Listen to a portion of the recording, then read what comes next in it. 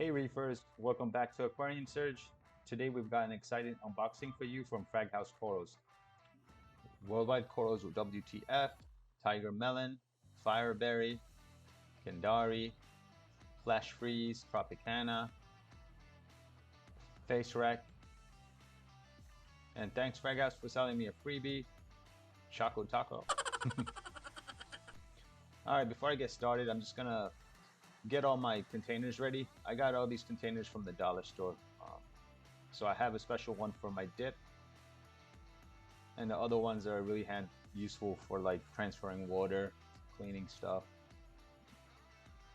And one thing I would say is a lot of new hobbyists probably won't do what I'm doing right now, but this is the only way I could make sure I don't introduce pests into my 400-gallon system.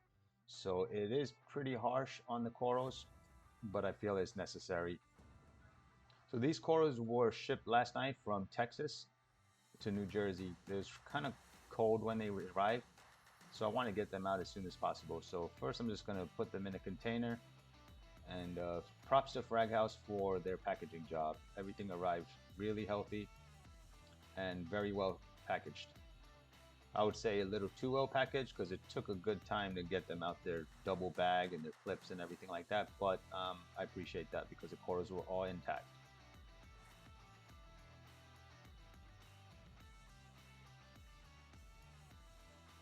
Alright, here are the corals.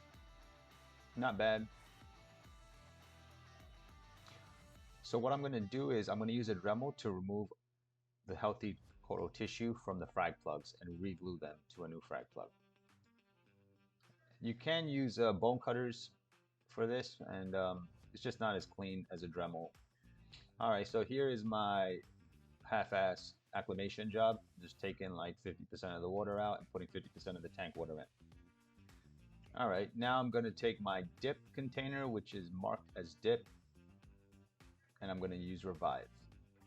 2 caps in about half a gallon of water. You know, I like Revive because it's clear. I've used Bears as well, but it's not as clear. So if something comes off the frags, I would like to see it. That way I know how to attack it. And if it has a pest on it, I'll probably just trash it.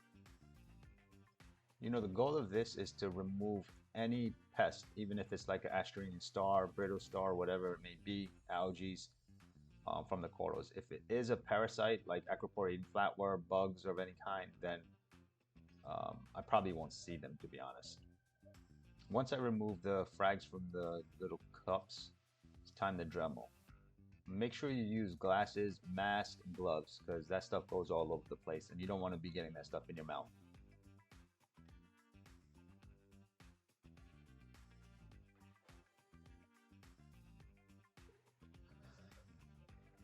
Now my blade is kind of small.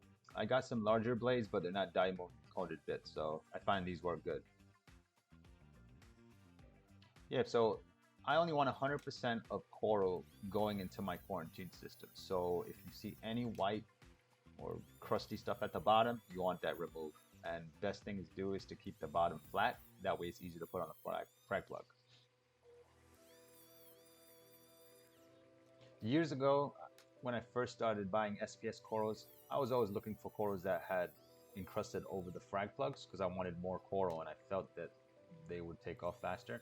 And it's probably still true, but the problem is if you have aquarium flatworms or something, chances are they're under that frag plug where the growth is. So if you don't have a quarantine system, it's probably your best bet to do this on corals or buy from a trusted supplier.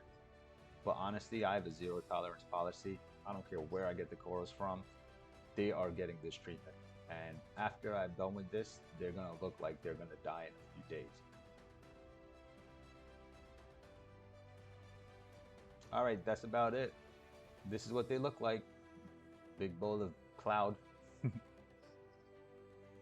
All right, now I'm gonna just shake them off and put them in the Revive. I like to keep them in the Revive for 15 minutes, so I just put a stopwatch on it, got a spoon, and just swirl it around.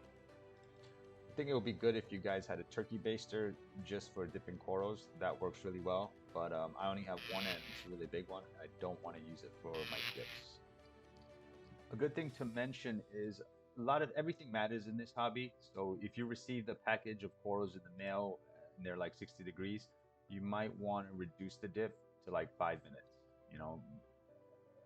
So as I'm waiting, I'm gonna get the frag plugs ready. Generally it's a good idea to keep the frag plugs wet to get the air bubbles off, but this time I just wanted to try doing them dry. I just patted them dry a little bit.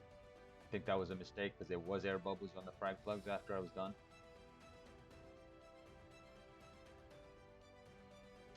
Next, I'm going to get a little bit of epoxy. I find it's really good to use epoxy when you're doing SPS corals, but if you have glue, thick glue, that would work just fine. I use the Harbor Freight super glue. It's cheap and inexpensive, and I don't think it's good just to glue corals directly to frag plugs. So I just use a little bit of epoxy, tiny bit of glue on both sides, and that works really well. All right, 50 minutes is up. I have a cup of rinse water just to get any revive off, and then I put them in the tank water, which is in a separate container. Now they're going to be ready for gluing and putting into the quarantine tank.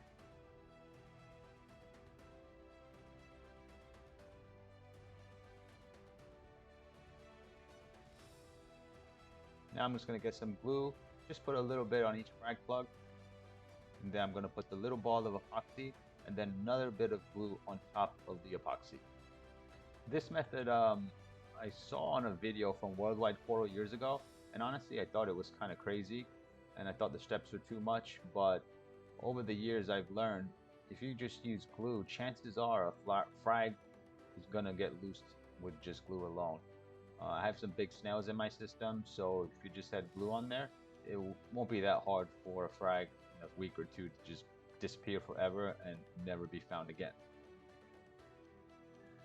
Alright, so the next step, just dry off a little bit of the end of the frag on the towel, and then I'll just press it in. This whole procedure probably took about 35 seconds.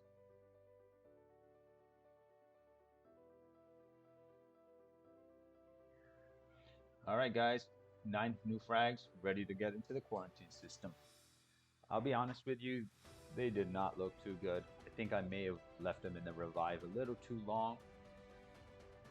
I noticed they're definitely stressed out from the shipping compared to corals that I get locally from the local fish store that don't look as bad. These guys have white blotches all over the place, white filament. They just don't look good. It could be a little bit of glue, but let's see. Another thing that's kind of funny, I spoke to the owner at Frag House Corals and let him know the beating that I gave his frags, and he told me that there's no coral eating pest on his frags, so he hoped I took it easy on them. But I kind of felt guilty after that. But he could have a pest in his system that's been taken care of by wrasses or other fish in his system. I don't keep wrasses in my system, so that way if there is a situation or a pest, I know it. I don't want nothing to be maintained unless it's by me. So this is my quarantine system, and this is me adding them to their final place, and I'll probably leave them in here for 2 to 3 months. And once I get them settled in here and they're growing and they're good, I find it's a little bit tedious to remove them, remount them to another frag plug, and put them into the display tank and acclimate them to lighting. So I get kind of lazy. Once they're settled in here, I just let them chill. And honestly, they're gonna brown out here. I only have one Radion, the single ones. This quarantine system is pretty basic. It just has a MP40, filter sock, and live rock. I do have 2 damsels in here and 2 turbo snails just to add some nutrients in there, but I'm thinking about removing them because the nitrates are at like 50, phosphates are about like 0.05. All right, 30 days later, didn't lose any of the frags. Here they are. Have not found any pests on them.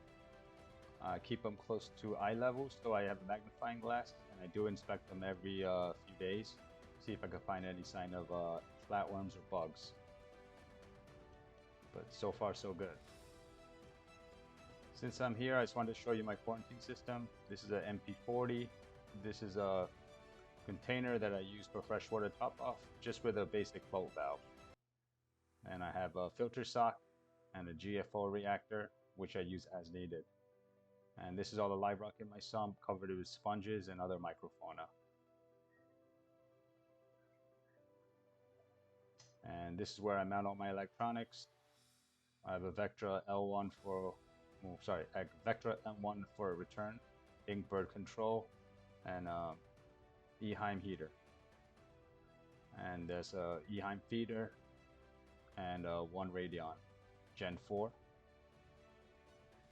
And here's a side shot of the frags. The first row I got from a local reefer named Sam. Those came in a lot better because I picked them up. Alright guys, thanks for watching. If you have any questions, leave them down at the comment sections. Thank you. Bye.